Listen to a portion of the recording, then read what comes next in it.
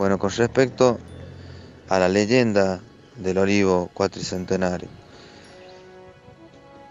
cuentan los pobladores de Aymogasta que una anciana con mucho valor y mucho coraje habría salvado con una batea, tapándolo, al olivo cuatricentenario, que fue el único que se salvó. ¿Se salvó de qué? De una tala que había ordenado el rey Carlos III allá por 1780 aproximadamente. De todos los olivos de América que fueron talados, el único que se salvó, dice la leyenda, es el olivo que está en Arauco. A continuación nosotros nos preguntamos desde la parte de nuestra investigación histórica, nos preguntamos si a un olivo se lo tala, el olivo no desaparece, porque al contrario vuelven a crecerle los brotes. Entonces nosotros creemos que una tala es inútil para realizar la aniquilación de todos los olivos. Más bien podría haber sido un incendio generalizado para poder acabar con todos estos olivos, ya que al tener tanto aceite prende muy rápidamente el fuego.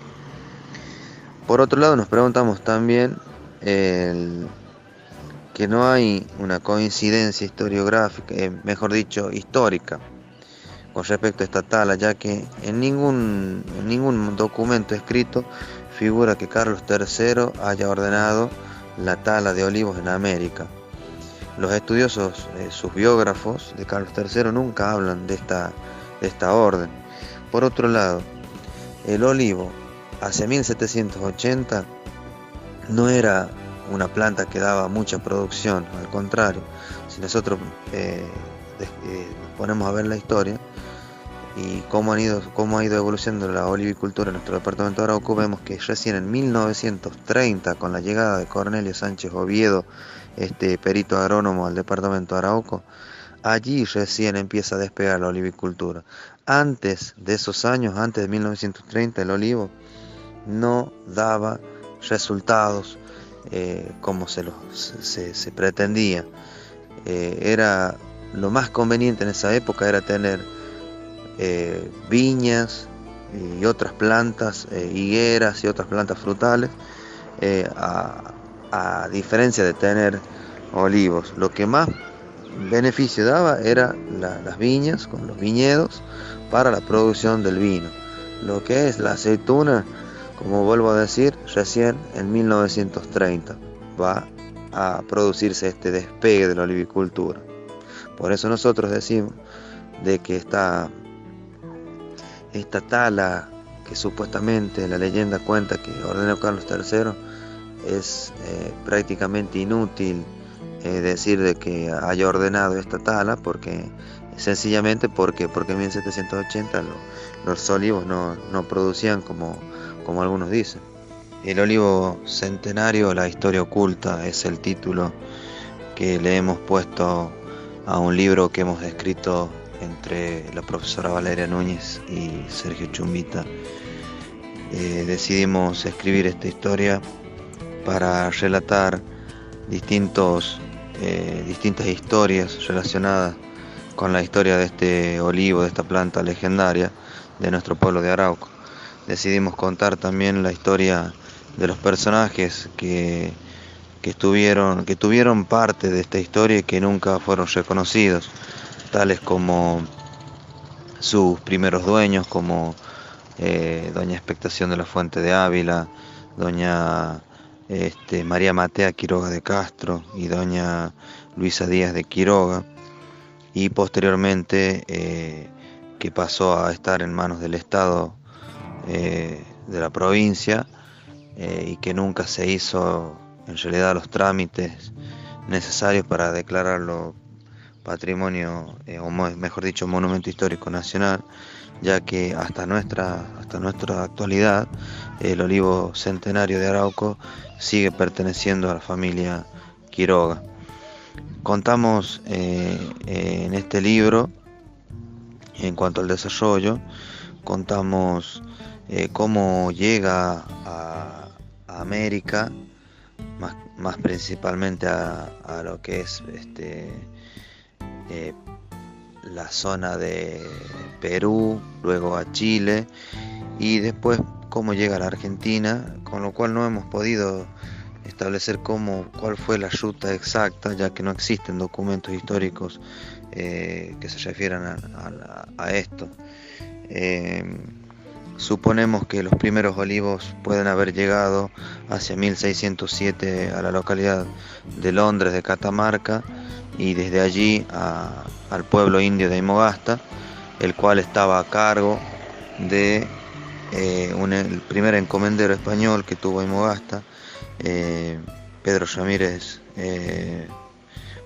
Cristóbal de Contreras, y que desde allí hayan sido plantados los demás olivos. ¿Por qué suponemos que Cristóbal de Contreras, que fue uno de los primeros encomenderos españoles, pobladores españoles en tener indígenas en Aymogasta haciéndolos trabajar, puede haber sido el introductor de los primeros olivos? Decimos esto porque una carta escrita en 1607, el 4 de noviembre, la escribe el fundador de Londres, Gaspar Doncel. Él le escribe al gobernador comentándole que ya había fundado Londres y también le comenta cuáles eran los pueblos indígenas que estaban dentro de la jurisdicción de esa nueva ciudad.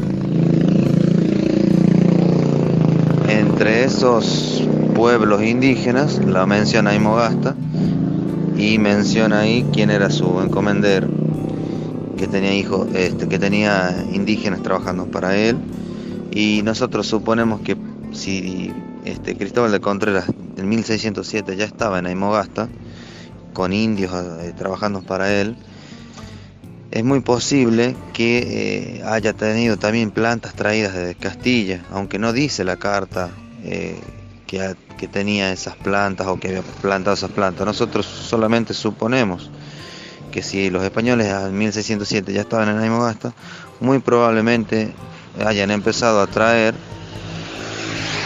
estas plantas como la vid, los olivos, manzanas, naranjos y demás. Cómo el olivo cuatricentenario llega a estar en manos de la familia de los Ávila, uno de los primeros también encomenderos españoles viviendo en Arauco. Justamente porque uno de los encomenderos de ahí de Arauco fue un tal Baltasar de Ávila Barrio Nuevo. Entonces doña Expectación de la Fuente de Ávila se casa con un Ávila y de allí hereda el olivo. Después doña Expectación de la Fuente de Ávila vende la finca donde está el olivo histórico, porque necesitaba hacerlos estudiar a sus dos nietos que tenía a cargo, a los cuales los estaba criando, los cuales habían quedado huérfanos, y ahí cuando vende la finca se la vende a doña María Matea Quiroga de Castro, y esta señora Quiroga, María Matea, va a pasar la familia Quiroga a tenerlo al olivo durante muchos años.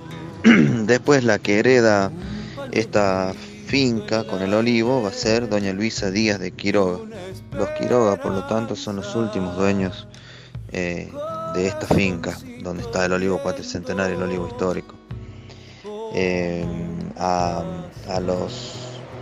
A la familia Quiroga, durante el gobierno de Carlos Saúl Menem,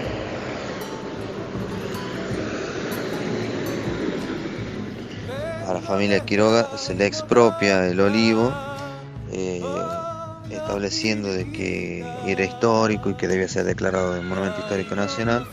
Pero lo curioso del caso es que a esta familia Quiroga nunca se le indemnizó, nunca se le pagó por haberle, expropiado esta planta histórica, como dice la ley y como corresponde.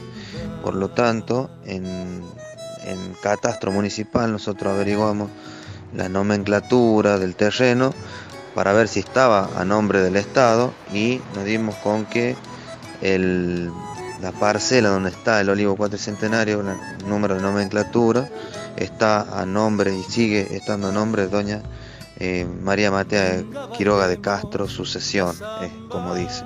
Por lo tanto, llegamos a esta conclusión de que el olivo en nuestros días, en nuestra actualidad, sigue perteneciendo a la familia Quiroga, la cual nunca fue reconocida ni tampoco indemnizada con ser propio del olivo.